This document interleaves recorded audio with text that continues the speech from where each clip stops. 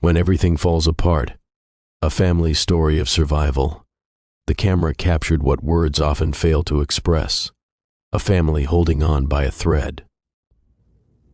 Mark and Sarah Henderson sat on their living room couch, their 2 daughters behind them, in what would become the most vulnerable moment of their lives shared with the world. This wasn't a carefully staged photo shoot. This was raw reality, frozen in time. The collapse. Just 18 months earlier, the Hendersons were living comfortably in suburban Michigan. Mark worked as an engineer at an automotive supplier, a job he'd held for 9 years.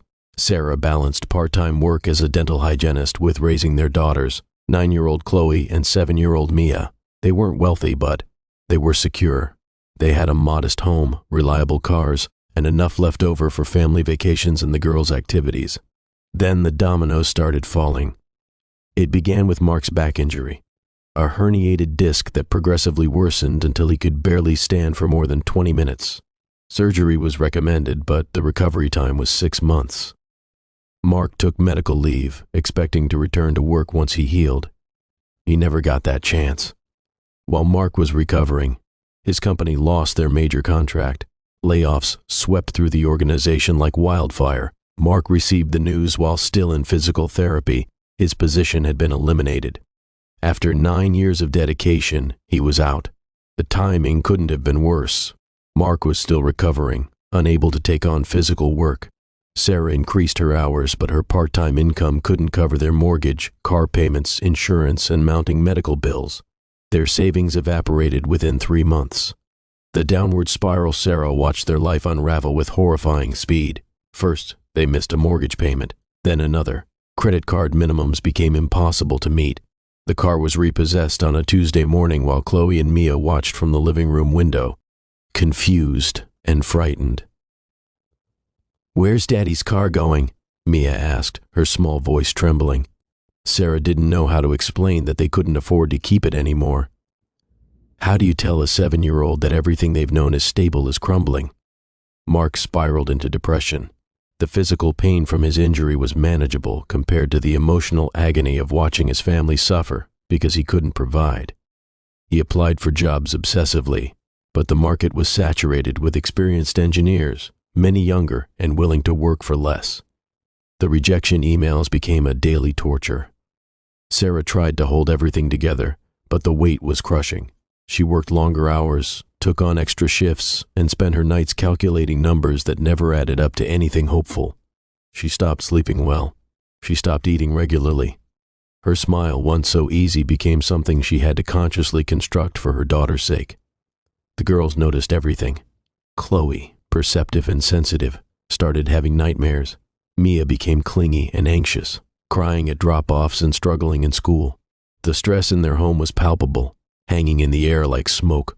Rock bottom. The foreclosure notice arrived 6 months after Mark lost his job. They had 60 days to leave their home, the place where both girls had taken their first steps, where birthday parties and Christmas mornings had created a tapestry of happy memories. Sarah found Mark in the garage, sitting in the dark, the notice crumpled in his hand. His shoulders shook with silent sobs. "I've destroyed our family," he whispered. "Everything we built.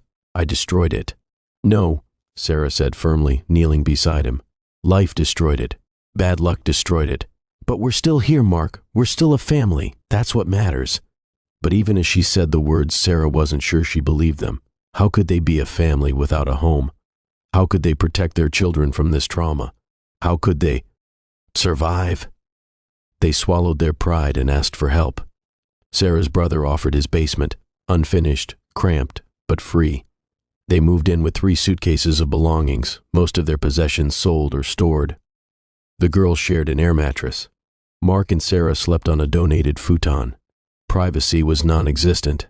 Dignity felt like a luxury they'd lost along with everything else.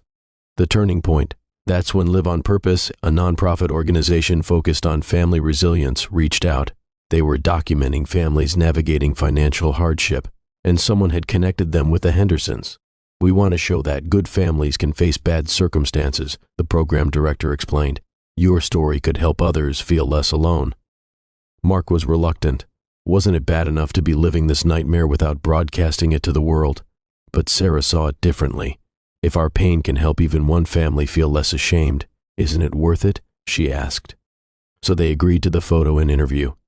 The day of the shoot, they borrowed Sarah's brother's couch, trying to create a sense of normalcy. Mark wore a button-down shirt. Sarah put on makeup for the first time in weeks. They wanted to look put together, even though they felt shattered. But the photographer asked them to just be real. Don't perform, she said gently, just be. So they sat together, exhausted, worried, but still united. Chloe and Mia positioned themselves behind their parents, instinctively seeking the comfort of closeness. The camera captured the weariness in Mark's eyes, the determined set of Sarah's jaw, the innocence of children affected by circumstances beyond their understanding. The tips that saved them. In the interview, the Hendersons shared the hard-won wisdom from their darkest period. Communicate honestly. We started telling each other the truth about how scared we were, Sarah explained. That vulnerability brought us closer instead of driving us apart. Ask for help early. We waited. Too long, Mark admitted. By the time we asked for help, we were in crisis. Don't let pride delay reaching out to family, friends, or community resources. Focus on controllables. I couldn't control the job market or our financial situation, Mark said. But I could control my attitude and my commitment to my family. That focus saved me from complete despair. Protect your relationship. In crisis, it's easy to become roommates managing problems instead of partners supporting each other, Sarah noted. We had to intentionally connect, even when we were exhausted. Be age-appropriately honest with kids. Our girls knew something was wrong, Sarah said. Being honest helped reduce their anxiety and taught them about resilience. Redefine success. Success became getting through another day together, Mark explained. Small victories matter when you're in survival mode. Find purpose in pain. We chose to let this experience teach us rather than destroy us, Sarah said. That choice made all the difference. The response.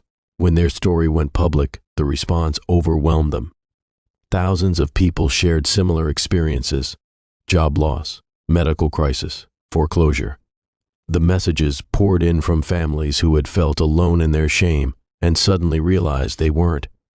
Thank you for your bravery, one message read.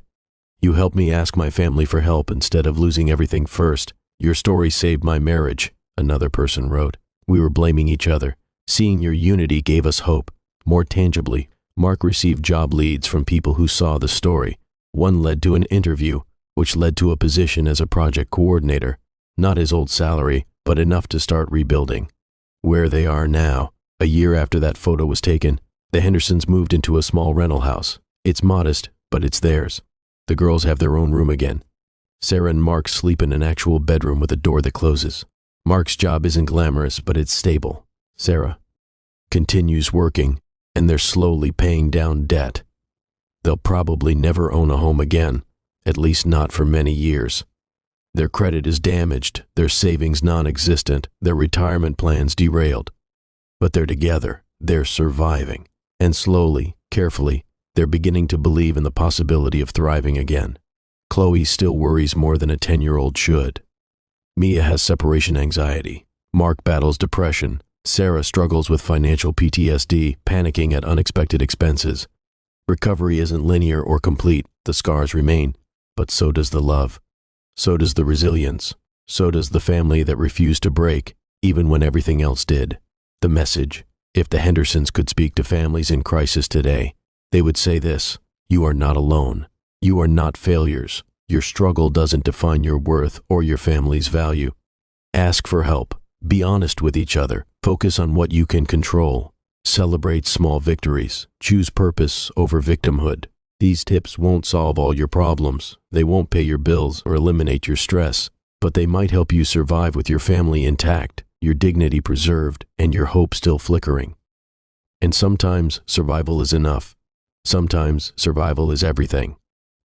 The photo of the Henderson family remains a powerful testament to the strength of ordinary people facing extraordinary hardship.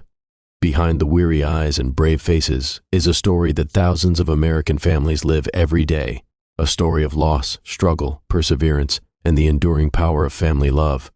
They didn't choose this struggle, but they chose how to face it. That choice changed everything. She couldn't finish the sentence. They can't unsee that. And I can't be the person who does that to them. I won't be. But I also can't keep pretending that this is a marriage, that this is a family. You've already left us, Marcus. You just haven't moved out yet.